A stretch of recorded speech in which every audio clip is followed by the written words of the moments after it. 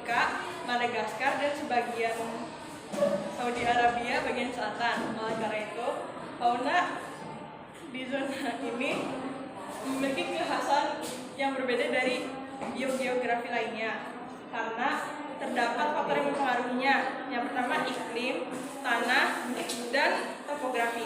Iklim di zona ini memiliki iklim yang beragam, mulai dari iklim sedang,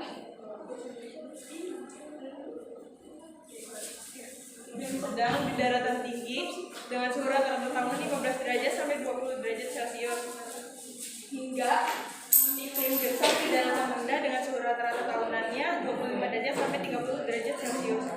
Tanah di zona Ethiopia ini cenderung kering dan gersang. Topografi di zona Ethiopia juga sangat beragam, mulai dari pegunungan yang menjulang tinggi dan gurun yang gersang.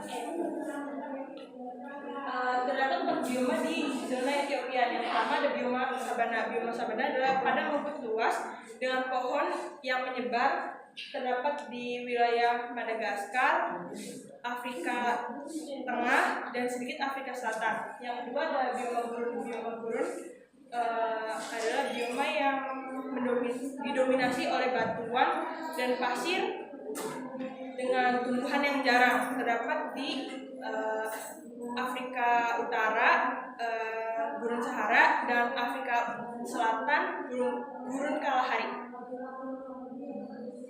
Yang ketiga ada bioma stepa. Bioma stepa yaitu padang rumput luas dengan sedikit pohon yang berada di wilayah Afrika Selatan. Lalu ada bioma hutan tropis. Bioma hutan tropis didominasi oleh pohon-pohon besar dan berada di daerah tropis yang berada di wilayah Afrika Tengah dan Madagaskar. Selanjutnya saya akan menjelaskan beberapa fauna yang ada di Ethiopia. Jadi zebra Ethiopia adalah zebra yang terbesar di dunia, yaitu memiliki warna dasar yang kecil, terang, dan garis-garis yang lebih tebal serta telinga yang lebih besar. Nah, dia juga hidup di sabana Afrika atau semi kering. Selanjutnya adalah katak hormat. Demikian dinamakan katak hormat karena warnanya itu merah seperti tomat. Dia itu memiliki kaleng di rambut untuk melindungi dirinya dari predator, dan hewan ini disebut dengan hewan nocturnal karena hewan itu hanya aktif di malam hari saja dan umurnya itu relatif tidak bisa dibandingkan dengan katak lainnya. Elang ikan hidup di daerah pesisir, pantai, danau, dan sungai.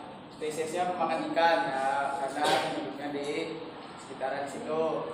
Memiliki paruh yang kuat dan tajam untuk menangkap ikan. Mangsa kaki dan cakarnya yang tajam dengan sisik kasar untuk mencakar ikan yang licin. Nah, dikenal memiliki kemampuan menangkap ikan dengan cara menyebar dari udara atau berenang di permukaan air.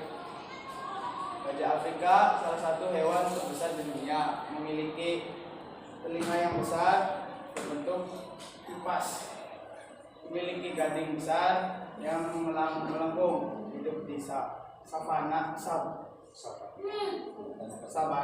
hutan, dan padang rumput, memiliki struktur sosial yang kompleks. Selanjutnya ada pidang springbok, dikenal karena lompatannya yang luar biasa tinggi, bisa mencapai ketinggian hingga 3-6 meter dan kecepatannya hingga 90 km per jam. Terus ada yang memiliki tanduk panjang lurus dan dapat mencapai 50 cm. Hidup di sabana dan padang rumput. Terus di sini ada cheetah Sudan, salah satu cheetah tercepat di darat. Hidupnya di padang savana dan daerah kering Sudan, mampu berlari dengan kecepatan hingga 100 km per jam. Terus aktif berburu pada siang hari. Singa Afrika ini memiliki tubuh yang besar dan kuat. Singa Afrika ini juga hidupnya di padang rumput. Singa jantan memiliki ciri khas surai yang tebal dan memiliki populasi yang lebih besar. Lalu ada kuda Afrika. Kuda Afrika ada yang suka tinggal di air untuk melindungi dirinya dari panas.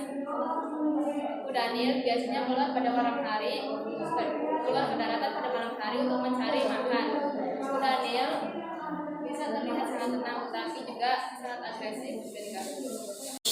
Selanjutnya, gorila cross river.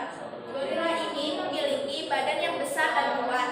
Gorila ini juga hidupnya di hutan hujan tropis. Gorila ini sangatlah cerdas, hidupnya berkelompok kecil dan populasinya sedikit sehingga hampir punah. Buaya Nil adalah hewan reptil besar yang tinggal di sungai dan danau Afrika. Ia pandai bersembunyi di air dan menyerang mangsa secara tiba-tiba. Buaya Nil termasuk hewan pemangsa yang kuat. Ada yang ingin ditanyakan? Saya Zaimar ingin bertanya, mengapa fauna di zona Etoponia hewannya besar-besar? Oke, pertanyaannya dicatat dulu ya. Bentar.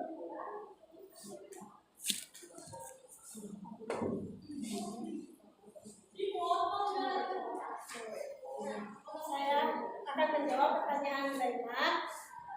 Jadi fauna di zona tropik itu cenderung besar karena kombinasinya ketersediaan sumber daya yang melimpah di ekosistem sabana. Nah, keuntungannya itu termoregulasi dalam iklim tropis, ketahanan diri terhadap predator, dan efisiensi dalam migrasi terjal. Sekian presentasi dari kelompok kami, kurang lebihnya mohon maaf.